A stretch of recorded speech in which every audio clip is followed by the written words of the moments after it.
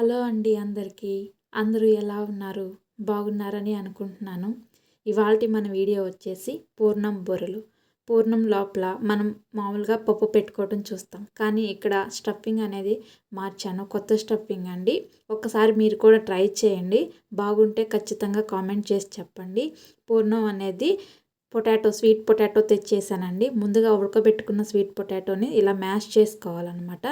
Mash చేసుకొని చక్కగా ఉండలు లేకుండా చూసుకొని లోపల అంతా మెత్తగా చేసుకున్న తర్వాత స్టవ్ మీద పెట్టుకొని మనం నెయ్యి వేసుకోవాలన్నమాట. స్టవ్ మీద పెట్టుకొని కావాల్సినంత నెయ్యి వేసుకొని 2-3 స్పూన్లు అంత నెయ్యి వేసుకొని చక్కగా దాన్ని ఉడికించుకోవాలన్నమాట. ప్యాన్ నుంచి విడిపోయేలాగా బాగా ఉడికించుకుంటే మంచిగా మనకి ఉండలు చేసుకోవటానికి రెడీ అయిపోతుందండి. ఇదే స్టఫింగ్ అనమాట. దీంట్లో మనం షుగర్ వేసుకొని ఇంకా బాగా కలుపుకోవాలన్నమాట మన తీపికి తగ్గట్టు. ఎందుకంటే స్వీట్ పొటాటోలో మామూలుగానే తీపి ఉంటుంది కదా, మనకు కావాల్సిన స్వీట్ని బట్టి వేసుకోవచ్చు. ప్లెయిన్గా ఉన్నా కూడా ఇంకా బాగుంటుంది, ప్లెయిన్ వేసుకోవచ్చు. లేదనుకుంటే కొంచెం షుగర్ యాడ్ చేసుకోవచ్చు. షుగర్ కానీ బెల్లం కానీ మీ ఇష్టం, ఏదైనా స్వీట్నెస్కి తగ్గట్టు యాడ్ చేసుకోండి మీ స్వీట్నెస్ని బట్టి. ఇలా ప్యాన్ నుంచి ఇంకా విడిపోవాలన్నమాట. బాగా అలా వేయించుకుంటే బాగా ఉంటుంది అనమాట. మనకి చూపిస్తాను చూడండి. విడిపోయి రంగు మారుతుంది అనమాట, తెలుస్తుంది ఇది ఇంకా ఫైనల్ అయిందని. ఇదిగో ఇలా రావాలండి. గంట నుండి కూడా అంటుకోకుండా ఉండాలి. గంటకి బాండికి అంటుకోకుండా ఉన్నప్పుడు అది రెడీ అయినట్లు. ఇంకా ఆరపెట్టుకున్న తర్వాత చక్కగా చిన్న చిన్న ముద్దలు చేసుకొని మనకు కావాల్సిన సైజులో ముద్దలు చేసుకొని రెడీగా పెట్టుకోవటమే అనమాట. ఈజీగా అయిపోతుంది. ఆరిపోయినాక చేసుకోవచ్చు ఇది. తర్వాత పిండి ఏంటంటే 1 గ్లాస్ మినప్పప్పుకి 1 గ్లాస్ బియ్యం వేసుకోవచ్చు. ఎందుకంటే కొంచెం క్రిస్పీగా గుల్లగుల్లగా బాగుంటుంది కాబట్టి అలా వేసుకోవచ్చు.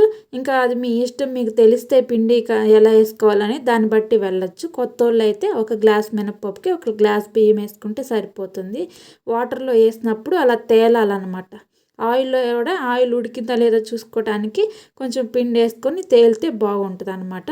అలా తేలినప్పుడు మనం పూర్ణాలు వేసేసుకోవటమే రెడీగా.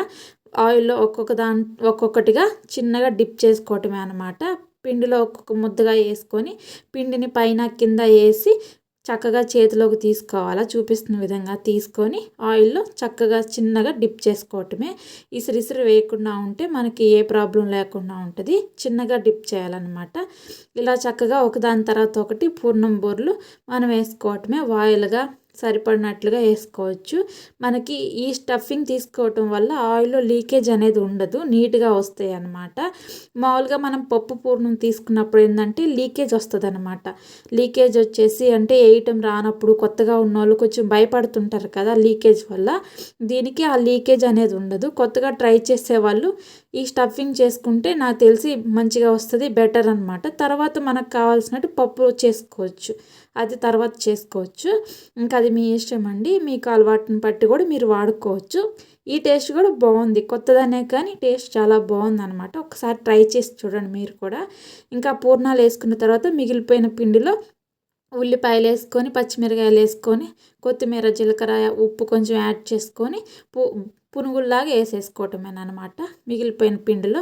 ఇంకా అది మీ ఇష్టం అండి, మిగిలిపోయిన పిండితో ఏదైనా చేసుకోవచ్చు. పూర్ణం బూరెలు అనేది కొంచెం జాగ్రత్తగా చేయాల్సిందేనండి. ఎందుకంటే పిండి కొంచెం లూజ్గున్నా లేదు పూర్ణం సరిగా ఉడకకపోయినా మనకి చాలా ప్రాబ్లం అవుతుంది. ఎందుకంటే ఆయిల్ లీకేజ్ అయిపోతుంది అనమాట. పూర్ణం లేకపోయినా, అంటే పప్పు పూర్ణం అనేది జాగ్రత్తగా లేకపోయినా లీకేజ్ వచ్చేస్తుంది అనమాట. అయితే పిండి ఎప్పుడు గట్టిగా ఉండాలి. ఏది మినపప్పు బియ్యం పిండి అనేది గట్టిగా ఉన్నప్పుడే అది మంచి కన్సిస్టెన్సీ ఉన్నట్టు అర్థం అనమాట. ఇదిగో చూడండి, చూపిస్తున్న విధంగా బాగా ఉడికాయి అనమాట. పూర్ణం బూరెలు బాగా వచ్చాయి. పైన మచ్చగా ఉంది కదా, అది కింద అడుగంటింది అండి. కానీ మనకి లీకేజ్ అనేది లేదు.